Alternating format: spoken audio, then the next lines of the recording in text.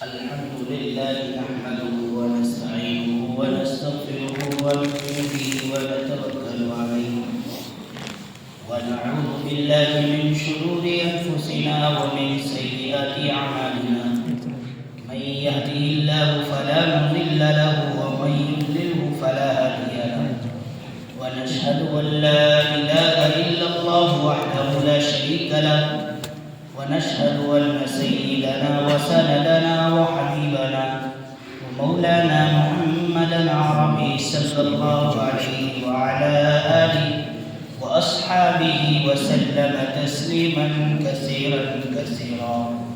أما بعد فأعوذ بالله من الشيطان الرجيم. بسم الله الرحمن الرحيم.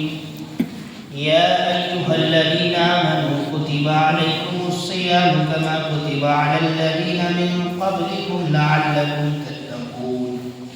صدق الله مولانا العظيم. وقال النبي صلى الله عليه وسلم لا يؤمن أحدكم حتى يكون هواه تبعا لما جئت به أو كما قال عليه الصلاة والسلام. ایک بار درود شریف پڑھ لیں. اللهم صل علی محمد وعلی آل محمد كما صليت على إبراهيم وعلى آل إبراهيم إنك حميد مجيد. اللهم بارك على محمد وعلى آل محمد كما باركت على إبراهيم وعلى آل إبراهيم إنك حميد مجيد. نام محمد سے دلوں کو سرور ملتا ہے. نام محمد سے دلوں کو سرور ملتا ہے. نگاہ فکر کو تازہ شعور ملتا ہے. نصیب کیسا بھی ہو واسطہ محمد کا دے کر، نصیب کیسا بھی ہو وسیلہ احمد کا دے کر، خدا سے جو بھی مانگو ضرور ملتا ہے. میرے محترم دینی بھائیوں، عزیز بزرگوں، اللہ جل شانہ عما نوالہ کا بڑا کرم، بڑا احسان ہوا کہ اللہ پاک نے ہم لوگوں کو جمعے کی نماز کے لیے مسجد میں آنے کی توفیق مرحمت فرمائی. اور قبی امید ہے اللہ جل شانہ سے کہ جو بھی دو باتیں ہوں گی اللہ ان پر عمل پیرا ہونے کی توفیق مرحمت فرمائے. میرے محترم، آج کی تاریخ 24 شعبان المعظم ہے، یعنی شعبان المعظم کا مہینہ جو استقبال رمضان ہوتا ہے وہ بھی بالکل جانے کو تیار ہے. 5-6 دنوں میں چلا جائے گا. اللہ اگر چاہے گا تو 18 تاریخ میں رات میں عشاء کی نماز کے بعد ہم لوگ پہلی تراویح پڑھیں گے اور 19ویں تاریخ سے ہم لوگ رمضان المبارک کے بابرکت مہینے کا روزہ رکھنا شروع کریں. اللہ تبارک و تعالی سارے اعمال جتنے بھی کیے جاتے ہیں سب کا بدلہ فرشتوں کے ذریعے ہم تک پہنچائے گا، ہمیں دے گا. چاہے وہ نوافل ہو، چاہے نماز ہو، چاہے صدقات وغیرہ خیرات ہو، چاہے حج ہو، کیسے بھی اعمال ہوں، اللہ تبارک و تعالیٰ نے وعدہ کیا ہے کہ فرشتوں کے ذریعے سب کا بدلہ ملے گا.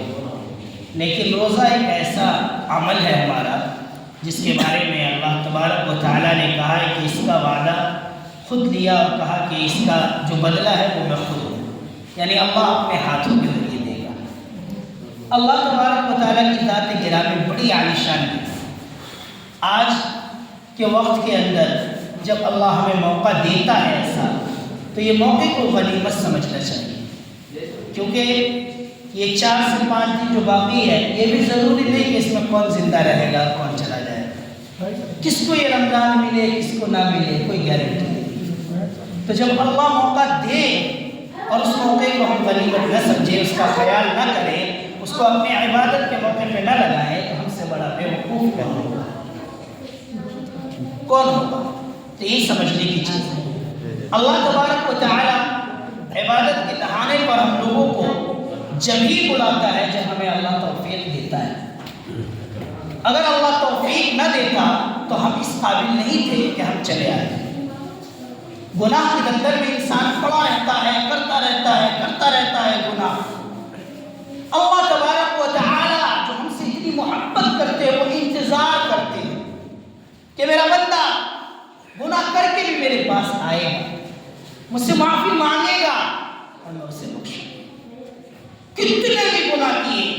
سمندر کے برابر گناہ کر رکھا ہے، اللہ تبارک و تعالیٰ اس کو معاف کر دے گا۔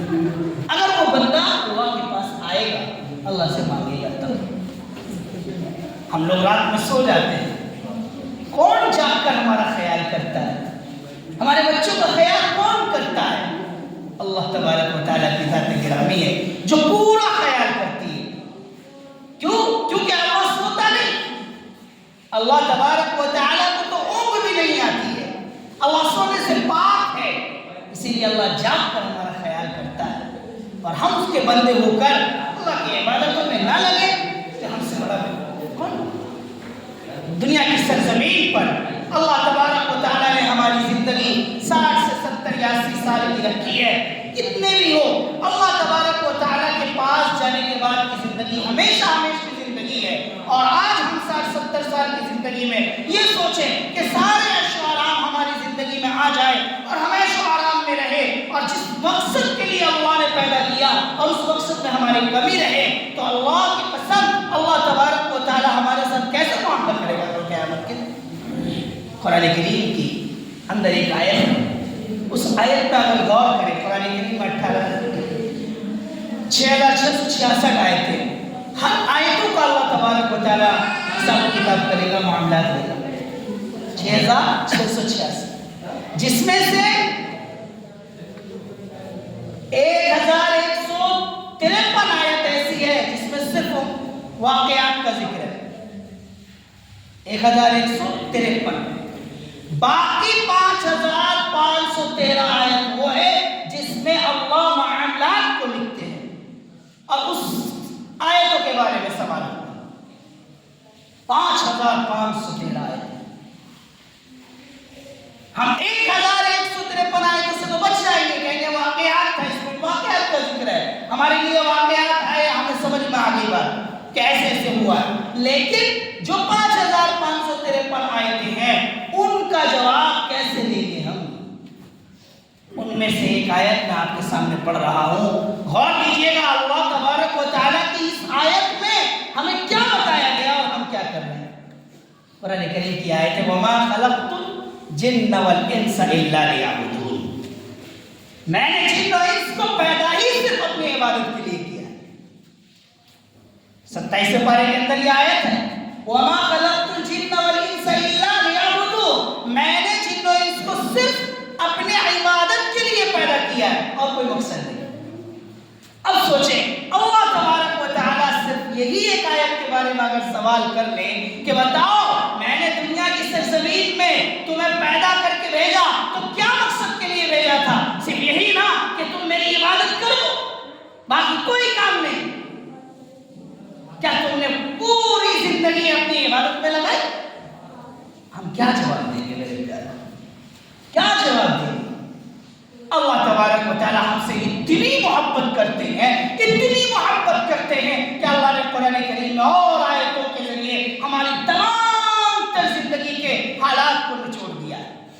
خَلَقْنَا زَوْجَيْنِ لَعَلَّكُمْ تَذَكَّرُونَ، ہم نے تمہارے لیے جوڑے پیدا کر دیے تاکہ تم نصیحت حاصل کرو، یعنی تمہارے لیے شادی کا ایک رواج بنا دیا، تم اپنے لیے ایک عورت تلاش کرو، اس کے ساتھ نکاح کرو، اس کے ساتھ اپنی زندگی کو بتاؤ۔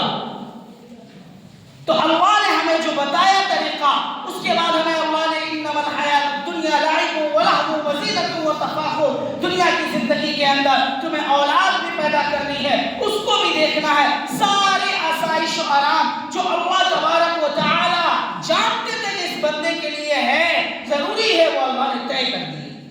بس فرق اتنا ڈالا کہ محمد رسول اللہ صلی اللہ علیہ وسلم کو نمونہ بنا کر بھیج دیا کہ جائیں دنیا میں اور ہمارے ان بندوں کو سمجھائیں کہ کیسے زندگی گزاری جاتی ہے، کیسے زندگی گزاری جاتی ہے۔ اگر ہم اللہ کے رسول صلی اللہ علیہ وسلم کے لائے ہوئے دین کے مطابق 100% کامیابی چاہتے ہیں تو جیسے جیسے اللہ کے رسول صلی اللہ علیہ وسلم کا طریقہ کار رہا ہے، جو صحابہ کرام نے عمل کر کے دکھایا ہے، اگر ہم اس طریقے سے کرنے والے رہیں گے تو کامیابی ہمارے مقدر ہے۔ یعنی ہمارے نبی کا کھانا کیسا ہوتا تھا، ہمارے نبی کا بیٹھنا کیسا ہوتا تھا، ہمارے نبی کی عبادت کیسی ہوتی تھی، ہمارے نبی کیسے چلتے تھے، ہمارے نبی کیسے اٹھتے تھے، کیسے سوتے تھے، سارے اعمال نبی پاک صلی اللہ علیہ وسلم نے اپنی 63 سالہ زندگی کے اندر ہم لوگوں کو کر کے بتایا ہے۔ اب رہی بات کہ نبی پاک صلی اللہ علیہ وسلم تو گزر گئے، ہمیں یہ بات کیسے ملی؟ تو دھیرے دھیرے وقتاً فوقتاً ہمیں یہ بات ملتی رہی اور ہم لوگ سمجھتے رہے، سمجھتے رہے۔ ایسے ہی اللہ نے ہمیں توفیق دی ہے اور ہم اس توفیق کے بطور آج جمعے کی محفل کے اندر شامل ہوئے ہیں، اور ہمیں بات ملتی ہے، 2 باتیں آج ملی، 2 باتیں اگلے جمعے، 2 باتیں پھر کبھی دینی محفل لگی، 2 باتیں وہاں سے، وہ ملتے ملتے ہم لوگوں کے ذہن و دماغ کو کھولتی ہے اور ہمیں سمجھ لینا ہے کہ واقعی اس میں کامیابی ہے۔ اللہ کے رسول صلی اللہ علیہ وسلم اور صحابہ کرام ایسے عمل کیا کرتے تھے۔ جب یہ چیز ہمارے ذہن و دماغ میں آ جائے گی تو پھر ہمارے لیے آسانی کا سبب بنتی چلے گی۔ یہ چیز سمجھنے کے لیے اللہ تبارک و تعالی ہمیں توفیق دیتا ہے اور تب ہم ایسی محفلوں کے اندر شامل ہو جاتے ہیں۔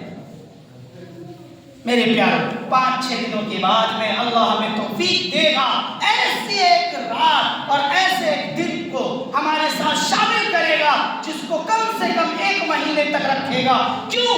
تاکہ ہم اپنے پچھلے سارے گناہ اللہ سے معاف کرا کر اللہ تبارک و تعالیٰ کی عبادتوں میں اپنے آپ کو بنا لیں۔ آج زندگی کی قدر و قیمت کو ہم نے سمجھا ہی نہیں۔ ایک شخص تھا، راستہ چل رہا تھا، چلتے چلتے اسے ایک ڈائمنڈ، ایک ہیرا مل گیا۔ بڑا غریب آدمی تھا، گھر پہ 2-3 دنوں سے فاقے پڑے ہوئے تھے۔ سوچ رہا تھا کہ میں گھر کو کیسے چلاؤں، میرا گھر بڑا غربت میں ہے، بچے بھوکے ہیں، گھر والی بھوکی ہے، کیا کھلاؤں گا؟ لیکن راستے میں جب اس کو ہیرا ملا، اس نے سوچا بہت اچھا، اللہ نے میری زندگی میں ہیرا دیا ہے، کیوں نہ میں اسے سناروں کے پاس جا کر فروخت کروں اور اس کی قیمت لے کر اپنا گھر چلاؤں۔ وہ جب جاتا ہے، صرافہ بازار میں گھومتا ہے، ہر ایک کے پاس جاتا ہے، ہر سنار اس ہیرے کو دیکھتا ہے، پرکھتا ہے، اور پرکھنے کے بعد یہی کہتا ہے جناب علی، یہ ہیرا اتنا قیمتی ہے کہ اس کی قیمت ہم ادا نہیں کر سکتے، اس کی قیمت ہم ادا نہیں کر سکتے۔ آپ ایک کام کیجئے، آپ کہیں اور لے جائیے۔ جب سب سناروں سے وہ فری ہو گیا، لاسٹ میں ایک نے ایک رائے دی کہ سنو، یہ ہیرا بہت قیمتی ہے، ایسا کرو بادشاہ وقت کے پاس چلے جاؤ، ہو سکتا ہے کہ بادشاہ اس ہیرے کو لے کر اور اس کی قیمت کو دے دے۔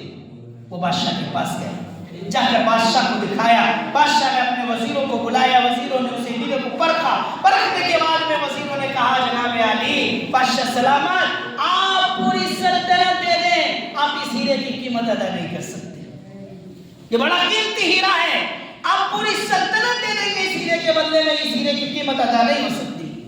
اب بادشاہ کو تو دل آ گیا کہ کریں تو کیا کریں، میرا تو دل آ رہا ہے یہ ہیرا مجھے چاہیے، لیکن میں پوری سلطنت دے دوں پھر بھی اس کی قیمت ادا نہیں ہوگی، کیا کروں؟ بادشاہ نے وزیروں کو بلایا اور بولا کہ کوئی ترتیب تو کرو، کوئی ترتیب نکالو کہ ہاں یہ ہیرا مجھ تک آ جائے۔ ٹھیک ہے۔ اس کے بعد میں مشورہ کیا اور مشورہ کرنے کے بعد میں بولا کہ ایک رائے ہے میں بتاتا ہوں۔ تو اس شخص سے کہا کہ جناب آپ کے لیے صبح صادق سے لے کر جب فجر کی اذان ہوتی ہے اس وقت سے لے کر غروب آفتاب جب مغرب کی اذان ہوتی ہے اس وقت تک محل کا ہر دروازہ کھلا رہے گا، آپ کے لیے محل کا ہر دروازہ کھلا رہے گا، آپ جو چاہیں جتنا چاہیں لے کے جا سکتے ہیں، یہ اس ہیرے کی قیمت ہے۔ ٹھیک، وہ شخص چلا گیا۔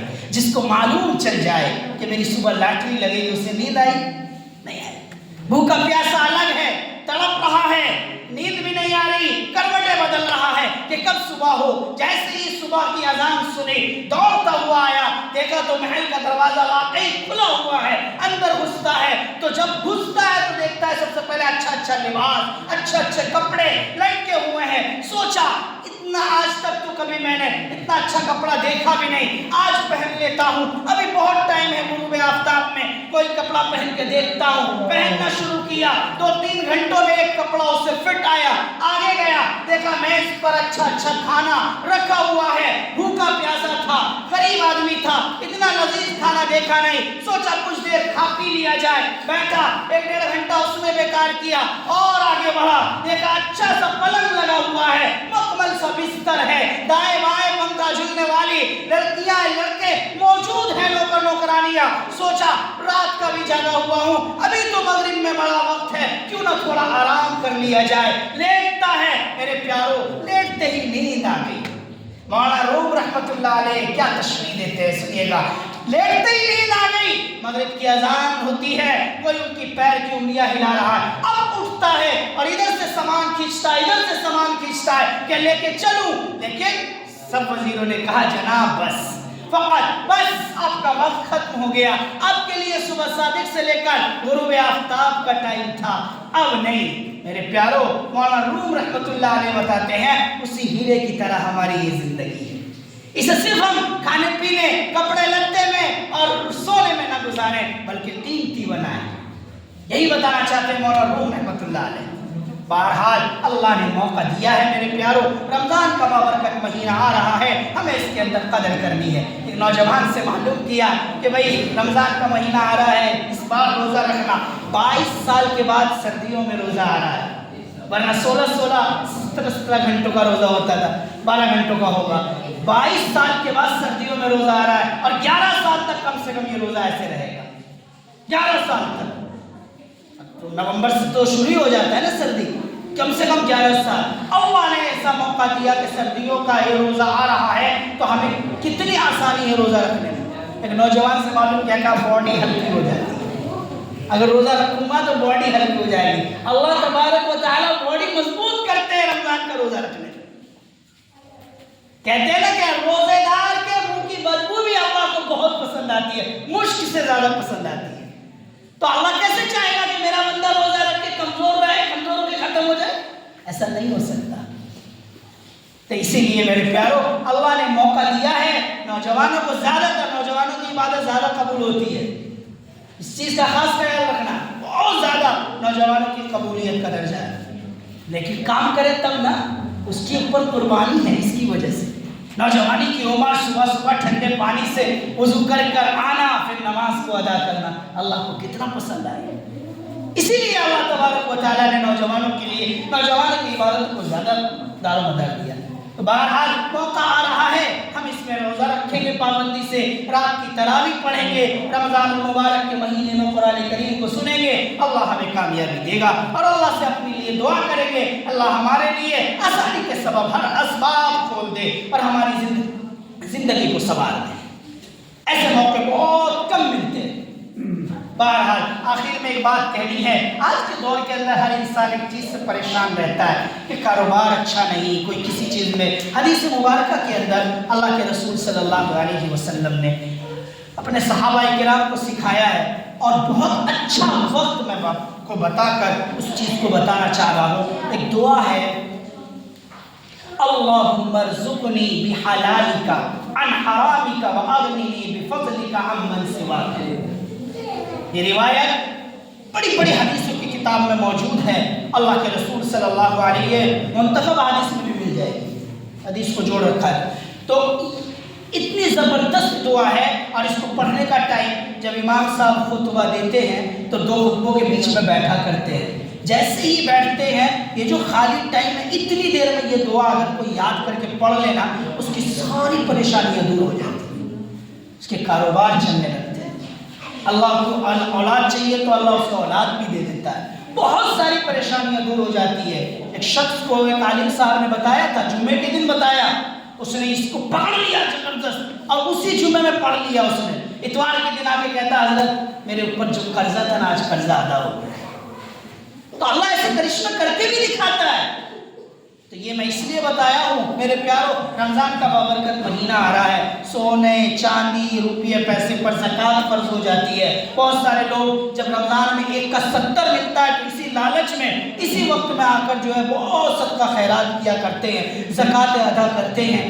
بہرحال یہ مدارس دین کے قلعے ہیں میرے پیاروں، دین کے قلعے ہیں۔ ان کے اوپر اگر ہمارا ان بچوں کے ذریعے ہماری زندگی سنور جائے، ان کے ذریعے ہماری جنت بن جائے تو کیا کہنا۔ تو اسی لیے یہ مدارس دین کے قلعے ہیں، ان کے اوپر خرچ کریں گے۔ ان مدارس کے طلباء کے لیے جو بچے چٹائی پر بیٹھ کر قرآن کریم کی تلاوت کرتے ہیں صبح سے لے کر شام تک، اللہ تبارک و تعالیٰ ان کی برکت سے ہمارے لیے جنت کے راستے کھول دے، جنت کے راستے کھول دے، کیونکہ یہ ضروری ہے۔ ایک شخص راستے سے چل رہا تھا، بولتے بولتے واقعہ یاد آ جاتا ہے، اس لیے وقت نکل جاتا ہے۔ راستہ چل رہا تھا، ایک بچہ تھا، اس بچے کو دیکھا، وہ بچہ رو رہا تھا۔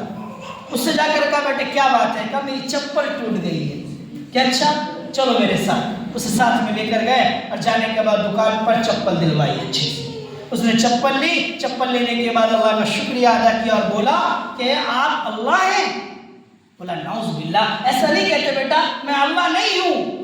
تو کہا اچھا اللہ نہیں ہے تو اس کا مطلب وہ اللہ کے دوست ہے۔ تو اللہ کا ولی بننے کے لیے، اللہ کا دوست بننے کے لیے کتنا سا بھی عمل ہوتا ہے اللہ کو پسند آ جاتا ہے۔ ایسے لفظ مل گئے سننے کو، اللہ کا دوست، اللہ کا ولی۔ تو میرے پیاروں، خرچ کرنے سے اللہ مال کو بڑھاتا ہے۔ رمضان کا بابرکت مہینہ آ رہا ہے، لہٰذا آپ حضرات میں سے جس کی جیسی استعداد ہو، آپ ہمارے مدرسے کے اندر، مدرسہ ہے چمپارن کے اندر جس میں میں خدمت کر رہا ہوں، میں امام صاحب کا سگا بھائی ہوں، بڑا بھائی ہوں۔ یہ ہمارے مفتی صاحب سب سے چھوٹے ہیں، ہم سب سے بڑے ہیں، باقی بیچ میں بھائی بہن ہیں۔ تو خیر بہرحال یہاں کے امام صاحب ہیں، الحمدللہ آپ لوگ ان کو دیکھ ہی رہے ہیں کیسا چل رہا ہے معاملہ۔ باقی اماموں کی قدردانی، اماموں کی قدر کر کے بھی انسان بہت ساری زندگی کو اچھا بناتا ہے، ان کی عزت، ان کی افزائی کرنی ضروری ہوتی ہے۔ تو میں ایک مدرسے کے اندر خدمت کر رہا ہوں 4 سالوں سے بہار کے اندر۔ اس سے پہلے میں یو پی کے اندر ہی رہتا تھا، پڑھاتا تھا، امامت کرتا تھا۔ تو اس مدرسے میں 146 بچوں کا داخلہ ہوا تھا رہنے والوں کا، جس میں سے اس وقت میں 118 طلبہ الحمدللہ موجود تھے جب چھٹی ہوئی ابھی تک، اور باقی 336 طلبہ طالبات ہیں جو مدرسے کے اندر تعلیم حاصل کرتی ہیں۔ اچھا مدرسہ ہے، 7 اساتذہ ہیں، 2-3 ملازم ہیں۔ بہرحال اس مدارس کے اندر بھی آپ لوگوں کی ضرورت ہے، آپ لوگوں کے تعاون کی ضرورت ہے، آپ لوگ جس کی جیسی استعداد ہو۔ میں امام صاحب کے پاس میں ایک جلد چھوڑ کے چلا جاؤں گا، جیسی جس کی طاقت ہوگی اپنی طاقت کے اعتبار سے موقع نکال کر امام صاحب سے رسید بنوا لیجیے گا، اور باقی جن کو ابھی دینے کا ارادہ ہو کچھ بھی 100 50 10 20 جیسی استعداد ہو، آپ حضرات جمعے کے بعد بھی دے سکتے ہیں، اور کچھ لکھوانا چاہے تو ابھی بھی لکھوا سکتے ہیں۔ کھڑے ہو جائیں۔